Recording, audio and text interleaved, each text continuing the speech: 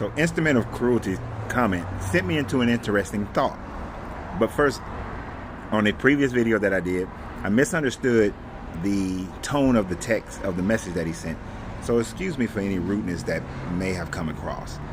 But in this comment, it's an interesting thought. You must understand Egypt got the 12 number from Ishmael of Hagar, who was an Egyptian and knew of God. And he's already told me that he's not Christian, but because of his mentioning of Hagar, Ishmael, the number 12 in Egypt, I'm going to, and that they knew God, I'm going to assume that you're Muslim.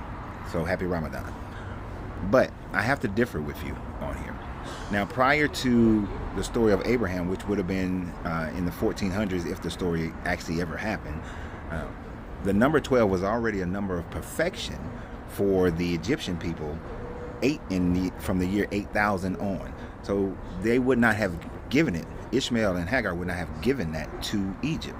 But the other thing about Hagar, if you look at the story of Abraham, when it supposedly happened, she would have been the daughter of either Thutmose III or Amenhotep II. Now, if she was the daughter of either one of them, because they were co-regents during that time frame, and then Amenhotep II, who changed his name to Thutmose IV, would have been the pharaoh of Egypt during the rest of the time in the 1400s. The thing about it is that Amenhotep IV and the third, Amenhotep II and Thutmose IV, both worshipped Ptah as their primary god, and they also worshipped a lot of the Canaanite gods, especially Amenhotep II. He brought in Baal and a bunch of other Canaanite gods into the Egyptian pantheon. So when you say that they knew God, that is more of a reference because Ishmael is considered the forebringer of Allah, as well as Ishmael produced the 12 kings that would come from the 12 kings in the Arab world and the Islamic world that would come from Ishmael and all that. But here's the problem with that: we're skipping over a lot of time, a lot of time, and we're assuming that Hagar converted to what became Islam.